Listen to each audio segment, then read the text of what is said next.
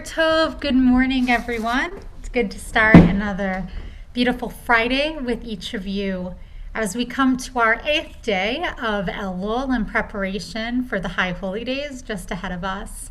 And this morning we have a reflection by Pam Tarlow, who offers such beautiful meditation for us every single Saturday at 5 p.m., or almost every Saturday at 5 p.m. And we are so grateful for everything that you have to teach. Before we hear a few words from Pam, we turn to Psalm 27 as we offer our beginning words of seeking. Achat she'alti me'etz Adonai otah avakesh.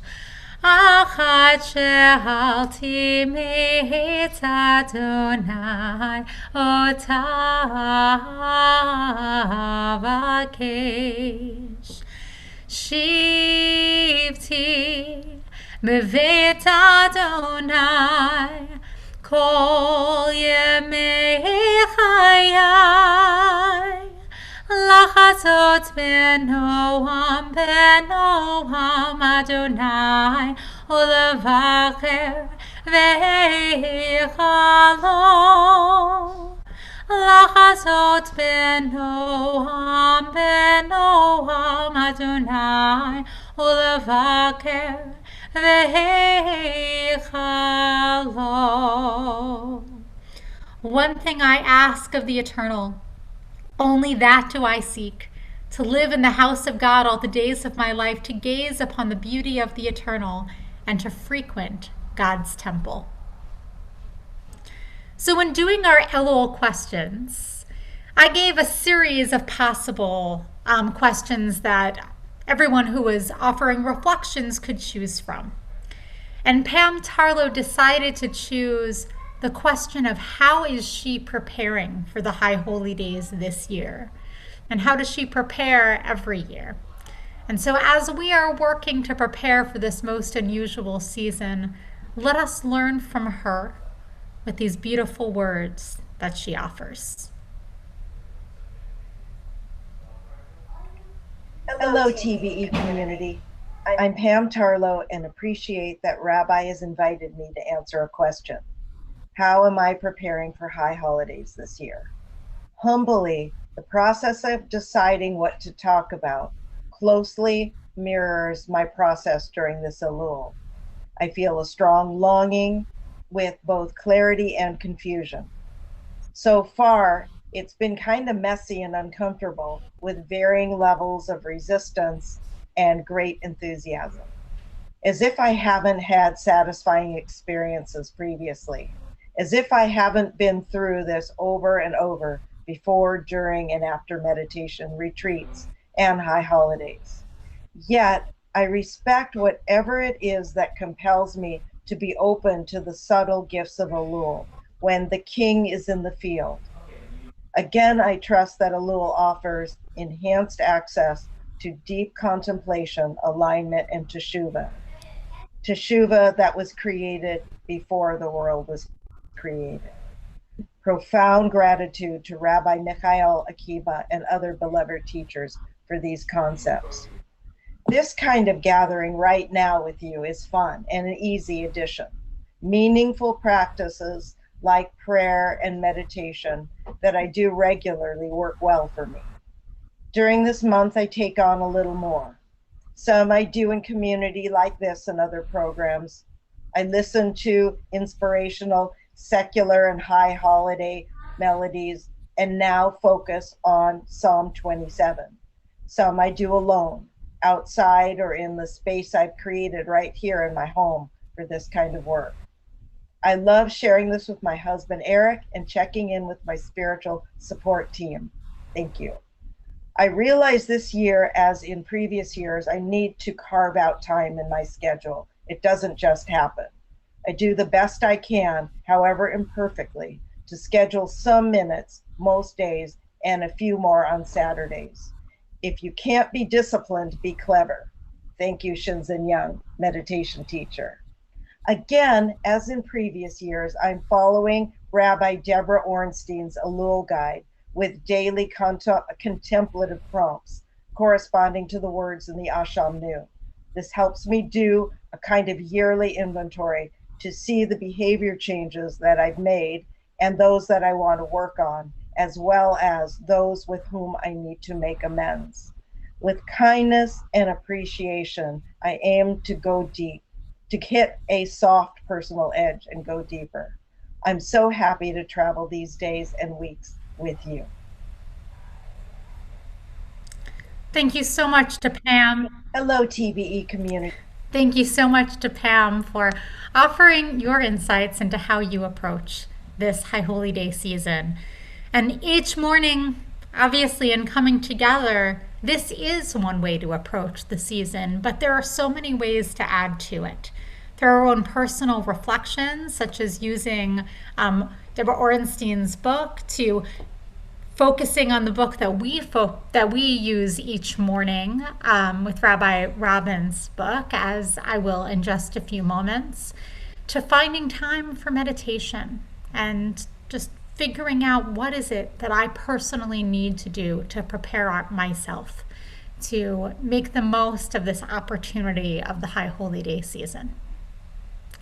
Now, Pam spoke about Psalm 27, and this common practice that has been done for quite a long time of reading the psalm each and every morning. Today, we continue with our study of it, and through it, offer our prayers and do our reflection. Of David, Adonai is my light and my victory. From whom shall I feel fright?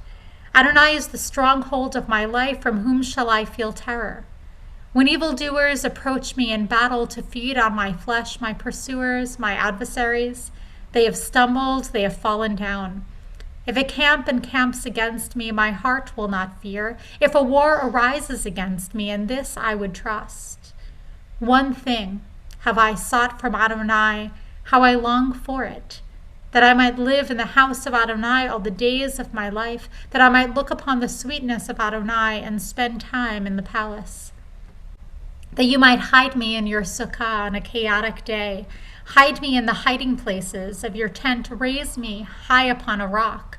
Now my head rises high above my enemies round about, and in your tent I offer offerings to the sound of the truah, the shofar's blast.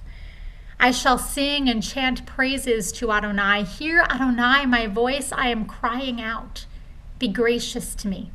Answer me. My heart has said to you, seek my face. I am seeking your face, Adonai. Do not hide your face from me. Do not turn your servant away in anger. You have been my help. Do not forsake me. Do not abandon me, God of my deliverance. For my father and my mother have abandoned me, yet Adonai gathers me up. Make your path apparent to me. Guide me in the upright road because of those up ahead who lie in wait for me. Do not hand me over to the lust of my adversaries, for false witnesses have risen up against me, puffing violently. Had I not the faith that I would see the goodness of God in the land of life, wait for Adonai. Fill your waiting with hope in Adonai. Let your heart be strong and of good courage, and wait hopefully for Adonai. This morning we focus on the very same verse that we began with, which was verse 4. Where we offer words of longing, achat sha'alti. One thing I have sought from Adonai, how I long for it, that I might live in the house of Adonai all the days of my life, that I might look upon the sweetness of Adonai and spend time in the palace. And in her book, Deborah Robbins asks the question, what is the one thing that we would ask of God? Is it contained in this verse, or is the question perhaps a little bit different? Her liturgical poem is this one. If I could ask only one thing of God, what would it be? It's nearly impossible to decide. My prayer bends towards gratitude, not supplication. Thank you, strength for the steps I take as I walk the dog. Thank you, wisdom, for the opportunity to study Torah. Thank you, generosity, for abundance in my life. Thank you, protection, for keeping us alive and allowing us to reach this moment. Endless gratitude every new day of every new year. If I could ask God for only one thing, what would it be? I have no requests, only questions. Maybe. Who can? When will? What if? Where was? Why did? No. Now I know my question. If I could ask God something, not for something, the one thing I would ask is, how can I help? Last night, many of us gathered together to study a little bit about the shofar, its symbolism, its place in Rosh Hashanah, and so on. And we learned how the shofar's blast, it reminds us of our vulnerability. It reminds us of what is most important in our lives. It awakens us to that. And finally, when we reach the last section, it calls us to action. This question that Deborah Robbins offers in her prayers of how can I help? It's a spur that we move from prayer to a place of action. That as we're preparing for the High Holy Days, we're not just preparing for that moment of prayer within the synagogue, but we're actually preparing ourselves for the year ahead. What do I wish to do? How do I wish to help to create a world that I wish to see in this coming year? And I hope that our call of the shofar spurs this in us and inspires us to take part. This morning we happen to have a shofar call from Bonnie Leopold.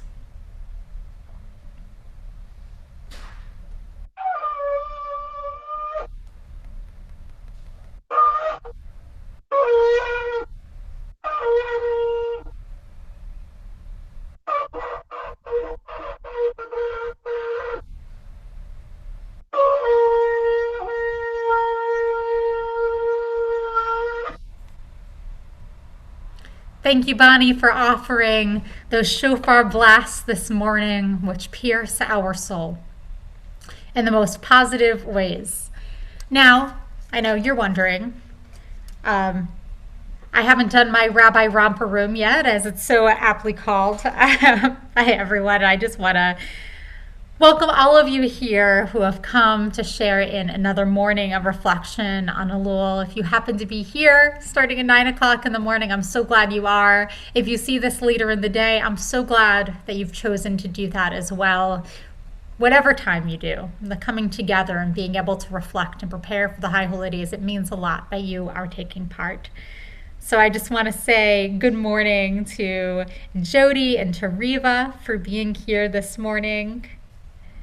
And for everyone who is on the temple page, I'm going to say good morning as soon as my phone allows me to see. To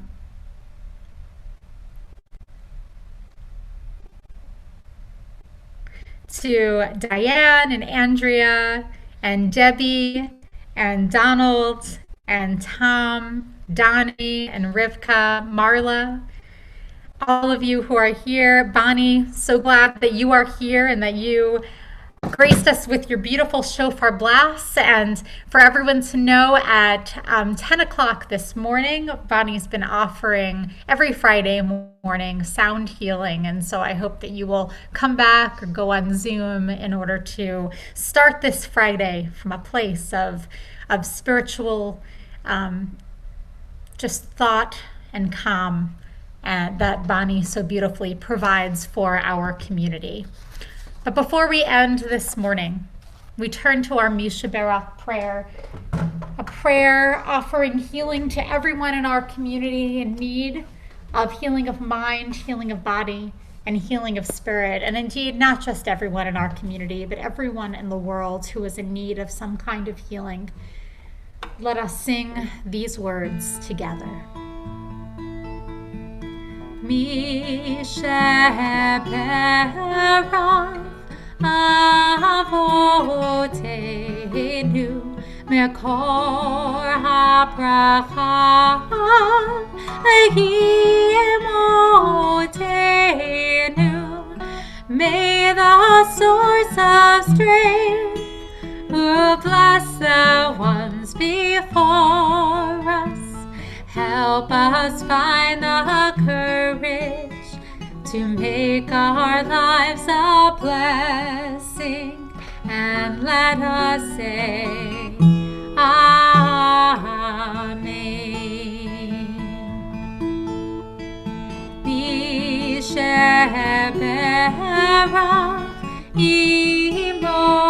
Imotenu Mekor HaBracha Le'avotenu.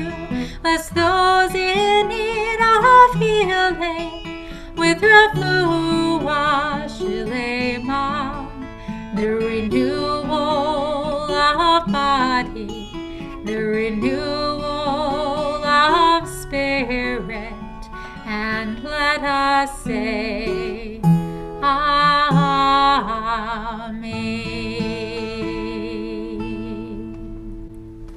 It's been so good starting the day with each of you, and I look forward to coming together tonight to welcome in Shabbat at 7 p.m.